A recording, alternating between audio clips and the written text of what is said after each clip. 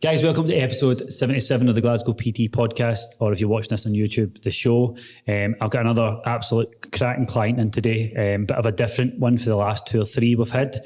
Big parties in the house, so stay tuned and get a pen and a notepad because this is going to be a good gene.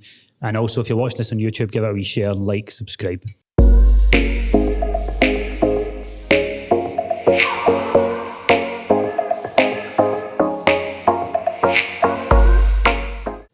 Pat, how we doing, bud? I'm good, mate. You? Yes, mate. All is well. All is well. You're a bit nervous? Shiting it. It's funny how even you can shite it. You're just talking on camera, do you know what I mean? So yeah, mate, the reason I got you in today, obviously we spoke before this, but Pat is another absolute rockstar client who has got a lot to give because he's been through some many diets, many life events as well, we'll say.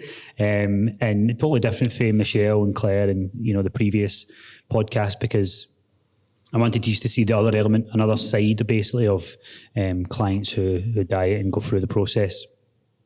But also, mate, you're one of the very few guys we train. Obviously, Big Andy was on the other podcast with Caroline. Mm-hmm. And I just want to give people a better understanding of why you train with us and basically where you've got to kind of thing. So I'll give you a wee list of questions, mate, before this. Right. How are you feeling about the questions? Not too bad, actually. I feel not all right. Too bad. Aye, a wee bit nervous, but... Did you listen to Michelle's in that podcast? I did.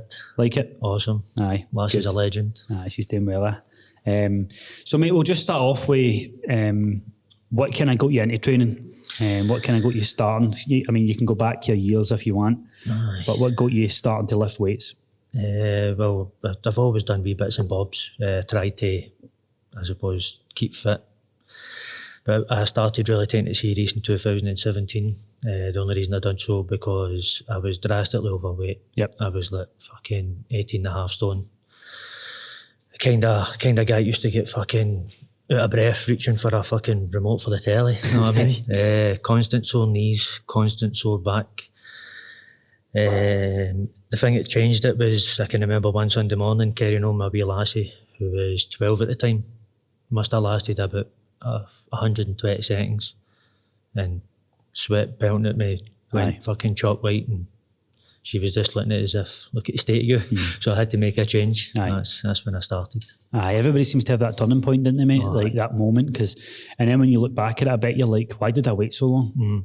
And you kind of beat yourself up, didn't you? You're like, constantly. You should have saw that coming. I mean, especially somebody like you who is a forward thinker and does deal with what they've got in front of them. But it seems to be that I think a lot of people can relate listening, mate, that there's always, unfortunately, it takes to that breaking point, doesn't it? Mm-hmm. And for you, that was the case. And we use that example quite a lot. Obviously, there's the other elements. People look at themselves in the mirror and go, I feel this way. That's probably the most common. But for, you know, play with your grandkids or your kids, in a lot of cases, is the turning point. And what was the first step you took then, mate, as soon as you realised that? Do you remember? Well, at the time, me and my pal were already going to a gym. Right. We were already going to a gym in Brighton. It was a bodybuilding gym, old-fashioned bodybuilding gym. And we were going there, but I didn't have a clue what I was doing. My workout used to consist of like 3 sets of 10 of everything. You know what I mean? My chest day was flat, incline, decline. 3 sets of 10 each, and that was me at the door. Thought that was it. You know what I mean? Didn't have a clue about anything else. Nutrition wasn't great. Aye. And then what about nutrition-wise? Like, why did you get to that position? Was nutrition just lack of knowledge and then just eating and drinking what you wanted? Aye, constantly. I've got a nasty sweet tooth, mate. Do you know what I mean? I can punish some amount of shit. I used to drink, but not a lot. So it's never really been the drinking, the alcohol. It's always been food. And as you say, didn't have a clue about nutrition. Then did just eat what I wanted to eat. And just kept on gaining weight. Aye.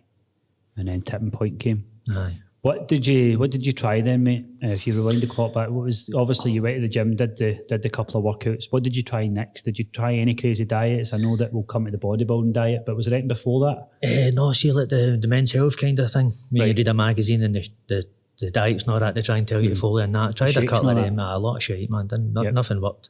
I'd never tried anything like Michelle was saying the last time, like Slimming World or anything like that. I never tried anything like that. Just tried the usual shit. Tried to eat healthy and all that, but didn't last long because I don't know. I suppose I didn't want it. Aye. Enough. Aye. Aye, mate. So I think when you read those magazines and stuff, it's obviously somebody trying to promote some sort of mass gainer shake and 1,000 rep arm days and that, which obviously isn't relatable to your lifestyle, let's be honest. So fast forward the time and tell me what else you've done. What's actually worked for you, mate? Well, I sought professional help after a short period of time, tried to do it myself and never worked. So that's why I ended up in Pure Gym. Aye. And ended up, I got a specific diet, weight plan and everything else, and carried on with that. And the diet, it was hard. As I says, the first 4 or 5 weeks it was just chicken, rice, veg. Yep. And it was like twice a day. Morning was porridge, 2 full chicken and rice and broccoli meals, and then eggs at night. But for the first 5 weeks or something, the chicken I was eating was just grilled chicken. And I says to the guy I was training with, I was like, I can't fucking do this anymore. And I get laughed at because I wasn't using sauces or anything. So no, I mean, I've been there, I've been in a very, very similar diet. And it's basically a bodybuilding diet. It's straight up bodybuilding. I want to be shredded in 8, 10, 12 weeks. And because of the nature of you, mate, you do what's in front of you and you do what you're told and you'll just get it done because you've got a goal. And it was good to an extent, mate. It did get you to where exactly you wanted to be. Obviously, you read the diet plan black and white. There was no reading between the lines, or maybe there wasn't enough instruction towards it. So it was literally plain oats, literally plain chicken with salt and pepper, and veg. And eventually, mate, it got to a point you couldn't do it anymore. And then started adding stuff in. And one of the biggest reasons I wanted you on the podcast, mate, is you're one of the biggest contributors to food inspiration in the group. And it's funny how you've went for that to now cooking up Michelin star meals in your kitchen, which is obviously a big help to our members of the team, but we'll come back to that. So you got to where you wanted, mate. Was that, like, I don't want to sound negative, but was it what you always cracked up to be? Or were you, I know you were happy with going for the guy who was sitting on the couch, playing with the daughter, and then all of a sudden you're out of breath to taking your tap off, posing for transformation photos at the time was great. But was it what you wanted? Was it, I'm happy now, or was it just a stage that you got to? I don't know. I was happy with the way I felt, definitely, because I was probably the fittest I've been in years, and I was happy with the way I looked. But then I think I've done what a lot of people do, and you get happy, and then you just start taking the feet off the gas, and you start to go back a way. Aye. And that's exactly what I did. Aye. Do you think that was down to, I don't want to put words in your mouth here, but was that down to the restriction of the diet, do you think, or was it just the losing the sight of a new goal? Or I think a bit it was to do with the diet, because I was struggling with the chicken, the rice and the veg constantly. Didn't know really what else to do, I suppose. And then I started kind of just playing about, main meals. Yeah, because I remember when you came to us, you obviously done a challenge and that, and we eased in with that, and then we worked together meal 1-to-1. And I remember, was it totties? I told you I included in meal plan examples. White totties it was. White totties, and you nearly had a heart attack, didn't you? Because you hadn't had one. How long? Fuck knows, mate. I'm pretty sure it was 11 months. You said something. Because it stays in my head. I was like, "Aye, Patty, you could swap rice for potato," and you're like, "Can I?" Oh, mate, I've not had a totty in about 11 months. The Cocoa Pops and all, mate. When the Cocoa Pops was on, I was like, fucking hell, Cocoa Pops. Aye.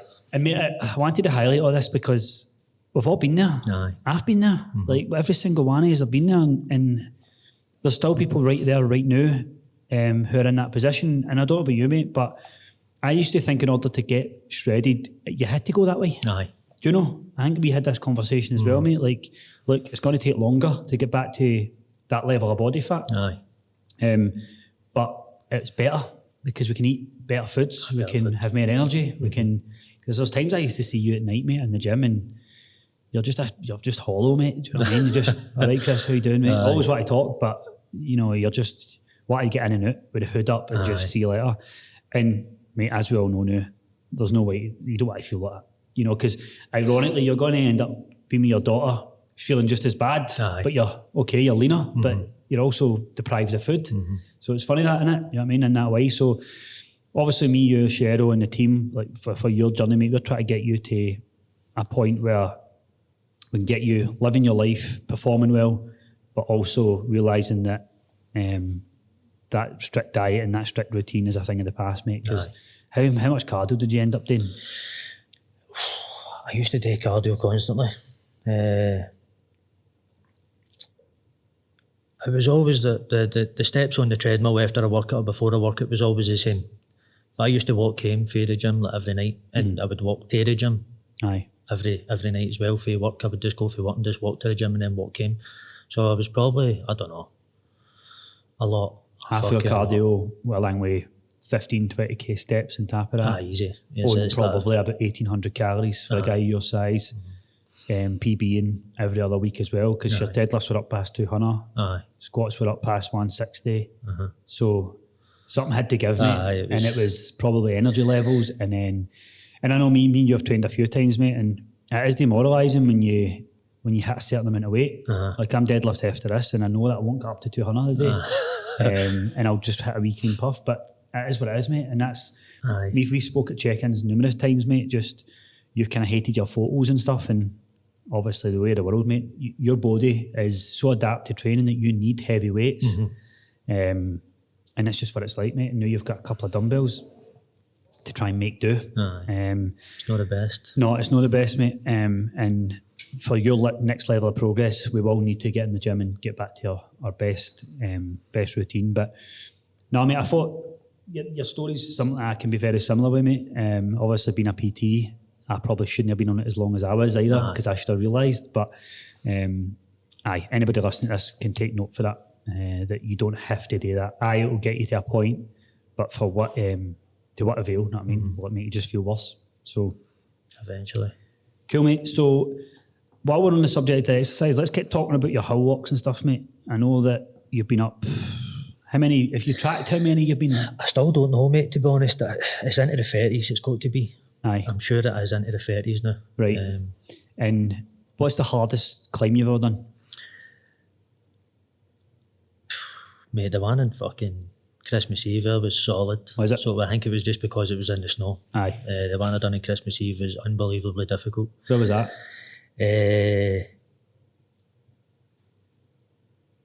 Glen Nevis. Glen Nevis? It was. I got to a certain stage when I done the first one, when I sent that 40, but the icicles started to form in my beard. And I was folding my wee mark thing, and I was carrying on. But I didn't have to put on my crampons because I was following a guy's footsteps. I must have done it the day before. But the way this guy must have he went right off the path because he was gone vertical against the side of the mountain, the hill. So I just started following him, and then his footsteps stopped and they started going back down the mountain.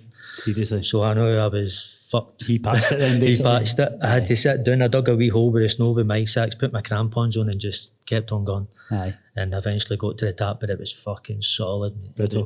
But it was amazing. Basically doing pull-ups to get up. Kinda. Every step was like a fucking 100 kilo squat, do you know what I mean? Seriously? It was brutal. But it so was what do you like about them, mate? I know that you've told me before, when you get to the top of these mountains and stuff, you just have a wee moment and stuff. Is it just so you can be yourself? What is it that gets there? It's don't get me wrong, it's brilliant doing it with people as well. When we done the team one, was amazing. I've done one with Andy, Caroline and Jen, was brilliant as well. My own pals as well, it's class. But I don't know, it's just when you get to the top, you just sit down, you take a nice big deep breath, and it's like a medicine. It is. It's just brilliant. I don't know, I just love it, man. We recommend it then? Highly. To anybody. For beginners, what would you say the first couple today to just get warmed up and get... Probably stick with, like, if you've never done it before, I suppose, like Tintle Hill, Conic Hill, the Cobbler, what we done, Ben Lomond, and just take it for there. And just keep going for there. So if you go, do you know how to navigate and all that? Did you have to do a course or anything for that? My pal's a soldier. One of the boys I date with, Mace, he's a soldier, so he's kind of showed us wee bits and bobs. You know what I mean? Because you can get lost, can't you? Oh, fuck, I mean, I've been lost many times, mate. Been lost, but once you do get lost and you can way off path, especially if you do it in the winter, it's a lot fucking harder in the winter. So if nobody's done it before, I suggest doing it in the summer. Don't do it in the winter until you're fairly confident. Aye. But we've been lost a few times. He just keeps on saying, my wee pal just says to us, once you get to the bottom, we'll find the car park for there. So that's what we've done. But you end up in forests and fuck knows what, mate. It's mental. Aye. What's the weirdest shit you've seen going up it? You seen any kind of decent animals? Seen any eagles or anything? I've not seen any eagles. I think I seen an osprey, but I'm not 100%. Right. The guy who was walking says it was one. Can't really take his word for it. I know, could be one of the mad guys just halfway up a mountain. It just could have been fucking anything. Could have been a do. Know what I mean? Could have been anything. There probably wasn't even a guy there. It's just you listening. Seen a few stags. The first time I took Loki, I done the cobbler with her. She seen a hare. Paul was down about 25 feet of the fucking mountain because I had her attached to us. She started trying to chase it and dragged us down. That was brutal that day. Aye. But a stag's probably the best thing I've seen. Aye, big belter. Big belter, man. It was like a horse. Was it? It was massive. Aye. Massive. No, that'll be good, man.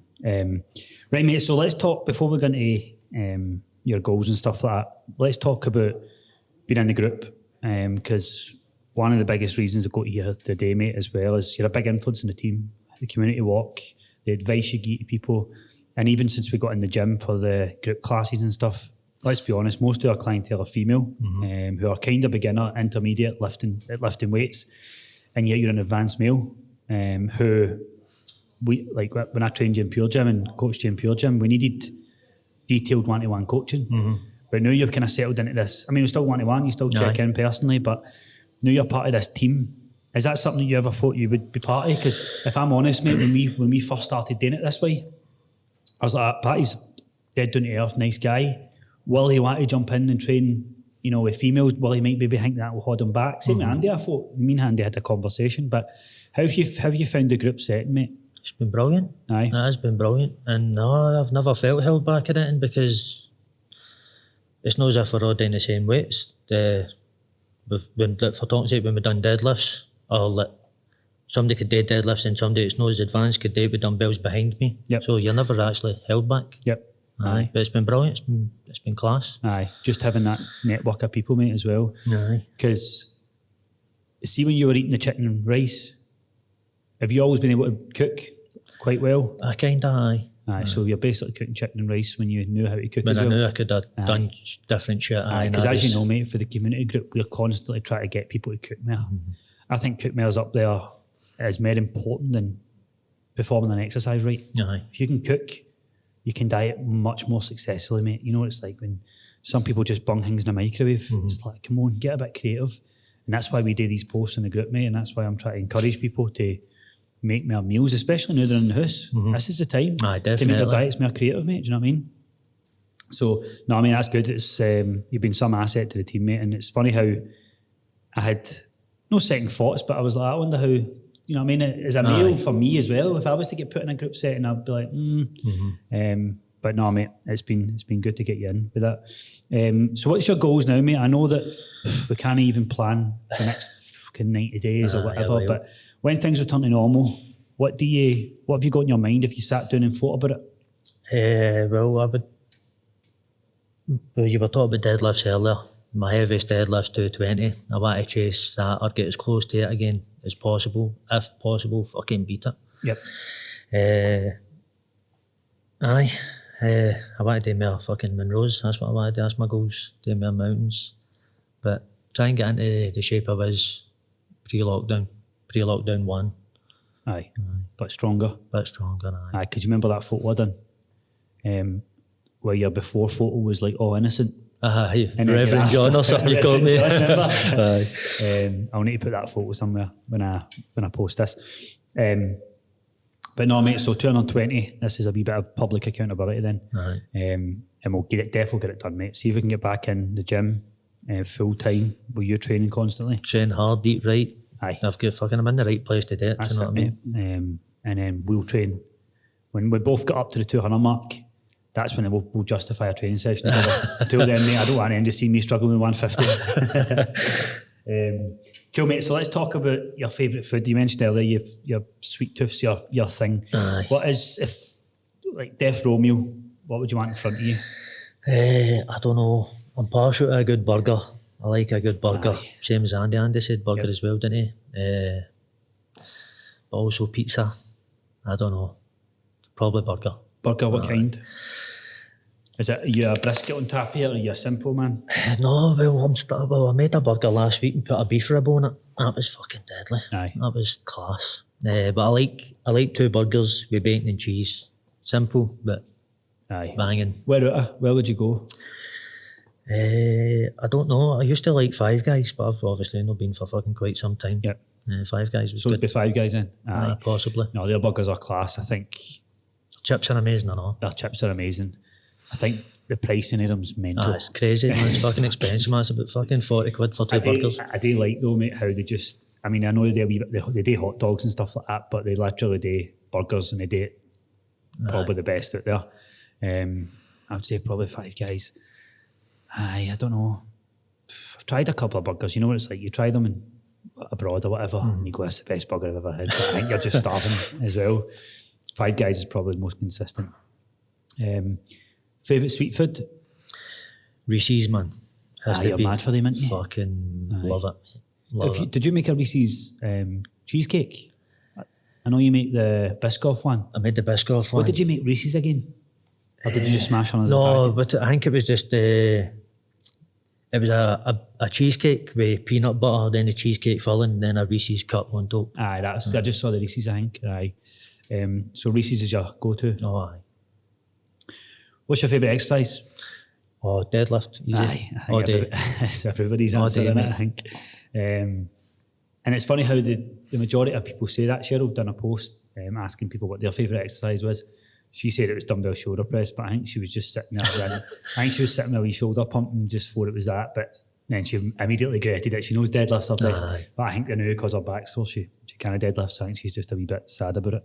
But deadlift is, that's the, and this is a wee note for people who don't actually do deadlifts. Or I mean, I know you might not be, you might not have a barbell or whatever, but there's no mistake why people say it's their favourite exercise and some of them never tried it. Never tried it. So it's because it's the hardest to learn. Hardest, definitely. You know, you finally get your back straight and you need to put the weight on your heels, you need your chest up, you need to put your head down, you need to push through your heels, you need to use your hamstrings, your glutes, your back. You make me want to deadlift here. No, just give you a few coaching cues. So, but it's worth it, isn't it, mate? Aye. It's worth it. Why? Because you can get more weight on the bar than you would any other exercise. The feeling of getting it up when it's a PB, just there's nothing like it. Because you were one of the ones where I remember at one point saying to Cheryl, your deadlift was going up, and then because you were lifting more me at the time, I'm like, right, Patty, calm down. Just go back to 120 and just work on form. Go back to rack pulls, mate. Cool. So deadlifts unanimously. That's cool. Right, mate. I know you're a man of few words, right, but there is a lot of advice that you can give people, and it doesn't matter if it's female, male, because the last 2-3 years you've been through strict diets, you've been through tons of cardio, you've been through flexible dieting. You've not had many troubles yourself in terms of the process. You keep it into yourself a bit. You do tell us, look, Chris, feeling shite. One of the biggest battles you've faced this last year is quite similar to a lot of people who have trained for a while, and that's not being able to keep the shape you used to keep because you physically not had the tools, i.e. lifting heavy.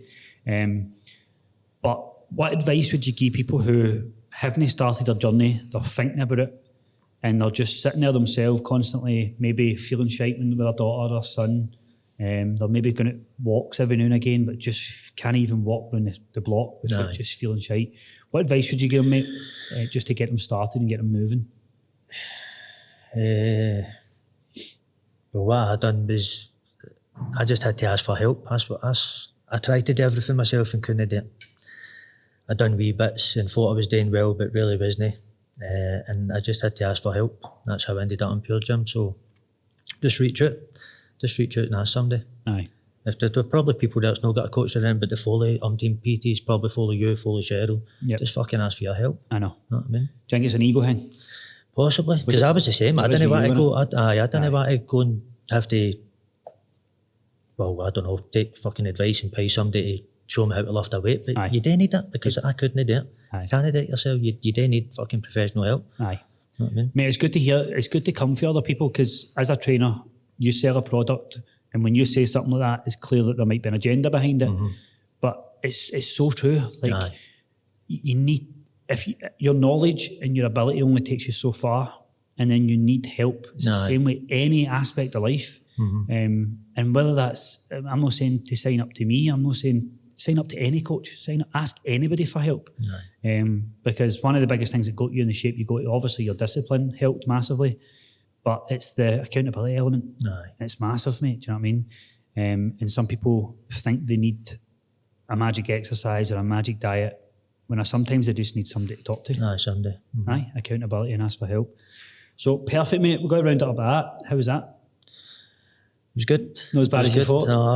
No. Eased into it a bit? A wee bit, It was good. Enjoyed it. Good, mate. I'm glad to hear you've got goals and stuff. I know that it's been frustrating for you the last 9-10 months, because it's been frustrating for everybody. Everybody's in the same and everybody's boat. going through different stuff, and I know that. But when we talk about, I'm a PT, so I'm going to talk to you about exercise and nutrition, right?